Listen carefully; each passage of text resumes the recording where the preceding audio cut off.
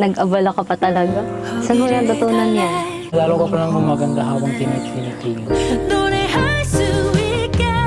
Uy! Bawal yun ah!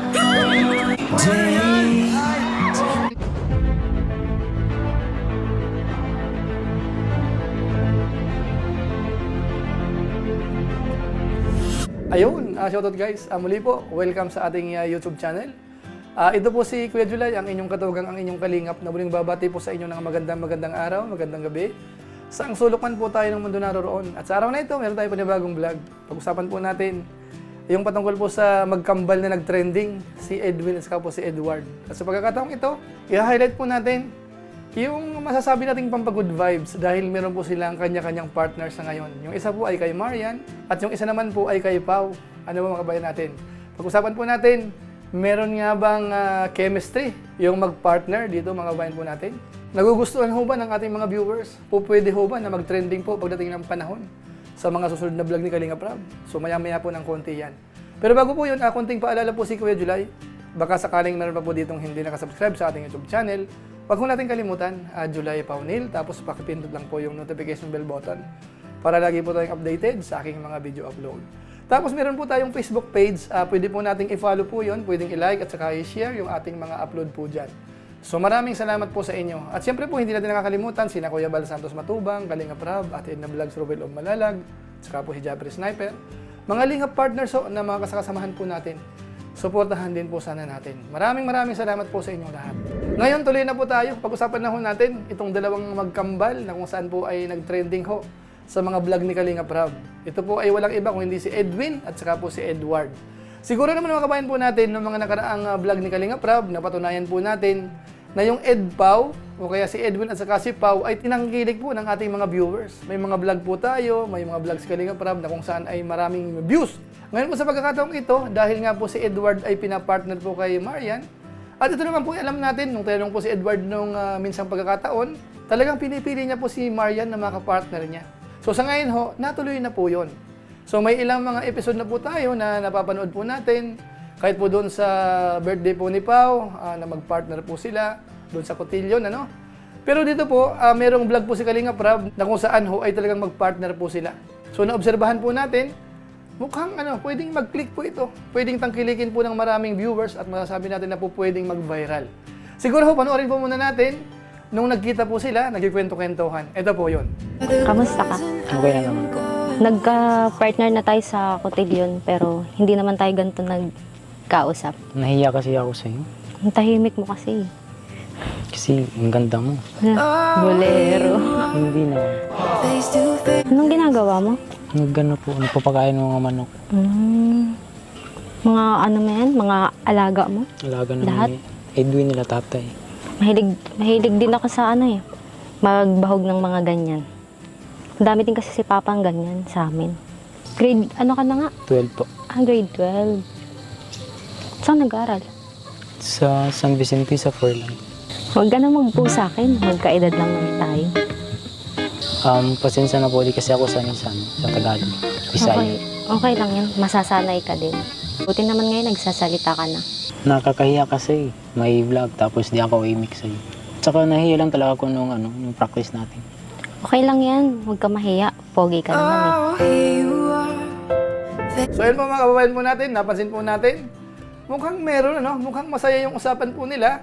Tapos si Marian naman ho, yung yung pananalita niya, parang nasanay naman po. Kung paano po si Pau ay makipag-usap kay Edwin, medyo parang ganun din po si Marian, hindi po siya nahihiya. Tapos si Edward naman po dito, parang medyo ramdam natin na nahihiya pa. Pero gusto ko pong idugtong po dito, nung binigyan po ng flowers ni Edward po si Marian. Ito, panoorin po natin. Ay wow, thank you. Pasensya ka na, ilang may handa mo. Biglaan kasi pumunta mo dito. Okay lang yan. Ang ganda naman. Saan mo ito kinuha? Pinitas mo lang natin ito dyan. Ito mo ka lang. Yo, taray. Nag-abala ka pa talaga. Saan mo natutunan yan? Sa tao lang, ngayon ko lang naman. Sa buong buhay mo, ngayon mo lang ginawa to? Bagay sa'yo, lalo kong gumaganda. Well, thank you. Lalo ka pa lang gumaganda habang tinitinitingin.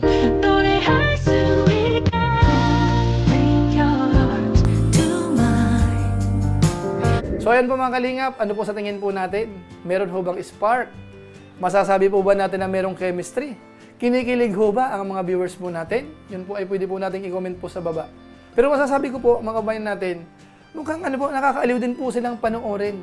Ano po, si Edward ho ay napakagwapo, maamo po yung kanyang mukha, matangkad po siya. Tapos si Marian naman ho, masasabi natin, ang ganda rin po ng kanyang mukha. Actually po si Marian, sa inyo pong kaalaman, nagkita na po kami niyan. Parang 2 times na po yata na nag-meet po kami ni Marian. At isang pagkakataon, meron po kaming picture po niyan. At masasabi po natin na talagang maganda po si Marian, lalo na po sa personal. So abangan po natin siguro sa mga susunod pang vlog ni Kalinga Prab, kung ito pong tandem po nila, itong parang love team po nila, ay talagang tuluyang tangkilikin ng mga Kalingap viewers po. Kaabang-abang po yan. So ngayon po, idugtong po natin sandali yung partnership naman po ni na Pau at saka po ni Edwin. Mga kabayan po natin. Dahil doon po sa event ni na Edwin, nandun po si Pau. At siguro ho, kuha tayo ng konting clips lang po. Panoorin po natin ito. I can tell that you're tough. Just the sight of you when I'm at Uy, bawal yun ah. day without water. So ayan po, mukhang ang sweet po ng dalawa mga kabayan po natin. At ang ganda rin po ng mga ngiti po ni Pau dito. So nakakatuwa lang po yung magkambal na yan dahil sa ngayon ho, dahil na-vlog po yan ni Kalinga Prab, unti-unti na parang ano po, gumaganda po ang kanilang buhay. Kahit papaano po, meron na po silang natatanggap mula sa mga sponsors, mula kay Kalinga Prab, yung parang allowances po nila, lalong-lalo na po sa financial na bagay.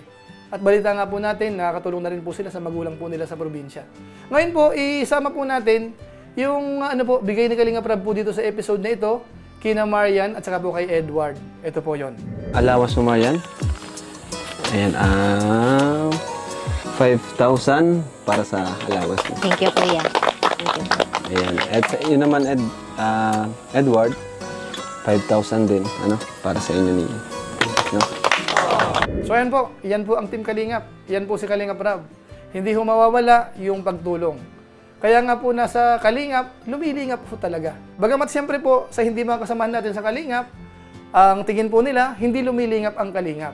Pero tayo po ang nakakaalam, doon po sa mga Lingap partners, mga Kalingap supporters, alam po natin yan, kung gaano ho ang ginagawang pagtulong po ng Team Kalingap sa mga recipient o kaya sa mga nangangailangan. Tapos ito pong nakaraang bagyo, alam natin ho na maraming napinsala, maraming naapektuhan na pamilya, lalong-lalo na po sa Kamsur. So sa inyong kaalaman ho, ang Team Kalingap ay gumagawa po ng paraan, kahit papaano po, magtutulong-tulong para makapag-ayuda po sa Kamsur, sa may Naga po. So abangan nyo po yan dahil narinig po natin kay Kuya Bal Santos Matubang, sa Monday, tutulak po yung Team Kalingap. Kaya masabi natin, maraming salamat po sa Team Kalingap, sa pangunguna ni na Kuya Bal Santos Matubang at saka po ni Kalingap Rab. At siyempre po sa mga viewers, sana huwag kayong magsawa dahil ang inyong pong panunood po sa amin, sa Team Kalingap, kina Kuya Bal Santos Matubang, kina Kalingap Rab, yun po ay nagagamit din po doon sa pangtulong sa mga kababayan po natin. So maraming salamat po sa inyong lahat. So yun lang po muna siguro ang ating reaction video po sa pagkakataong ito. Bagamat medyo naninibago tayo ng konti, matagal-tagal po tayong hindi umupo para i-highlight po yung mga reaction video po natin. Dahil nga po nung nakaraan, medyo talagang tinamaan din po tayo nung malakas na pagbaha. So yung ilang mga vlog po natin ay related po doon. Tapos yung patungkol po sa pag-update dito po sa mga daanan na kung saan po ay binabaha. Sa ngayon nga po sa bandang Bula, hindi pa rin po kayang daanan ng mga maliliit na sasakyan. Kahit po mga SUV, hindi pa rin po kaya. Siguro bukas o kaya mamayang gabi, baka sakaling mapilit na po. Abangan nyo po yan. Tingnan po natin kung makakabiyahe kami mamaya o kaya bukas. Malalaman nyo po kung 100% madadaanan na po yan. So maraming salamat po sa inyong lahat mga kabayan po natin. Pansamantala, paalam po muna tayo pero gaya po ng dati, shoutout lang po muna sa mga sumusunod.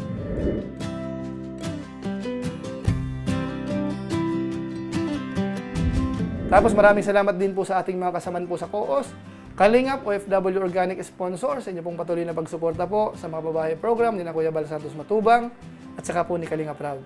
Maraming salamat po sa inyo at syempre ho, hindi natin nakakalimutan din po yung mga supporters po ni Kuya July, lagi pong nanonood sa ating mga upload sa ating YouTube channel, sa ating Facebook page. Yung ilan po sa kanila, hindi po nag-skip ng ads. Maraming salamat po sa inyo. At kung inyo pong nagustuhan yung mga ganitong mga vlog po natin, pwede po nating i-share. So maraming salamat po sa inyong lahat.